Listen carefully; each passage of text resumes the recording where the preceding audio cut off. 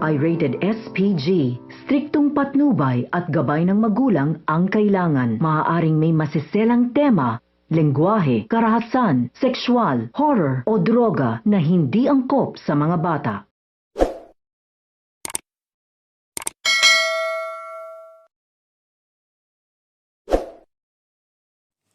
Hello mga kapuso and magandang hapon po sa inyong lahat.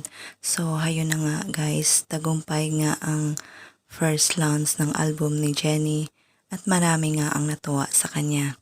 Samantala, pinagalitan naman ni Miss Monica itong si Megan dahil sinasaktan niya umano ang kanyang grupo. Pina-makeover naman ni Miss Bana itong si Menchie at lalo nga itong gumanda. Samantala, abangan natin dahil nagsi-celebrate nga sina Jennie at Miss Bana at buong pamilya dahil tagumpay nga ang kanyang performance at meron umano siyang guesting with Boy Abonda.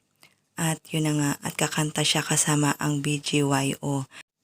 Nang mabalitaan ito ng Yumi ay sinabi ni Megan kay Miss Monica na dapat meron umano silang gawin dahil kung hindi ay malalaos umano ang kanilang grupo. Aabangan din natin dahil pupuntahan nga ni Amelia si Menchie sa kanilang bahay at hinahanap ang kanyang apo na si Jennie. Ano na kaya ang mangyayari ngayong nagbabalik na nga si Amelia at gustong makasama ang kanyang apo na si Jennie? Pagbibigyan naman kaya ni Menchie si Amelia na makasama ang kanyang apo? Lahat ng yan ay ating aabangan mamaya. Maraming salamat po sa inyong walang sawang panonood. God bless.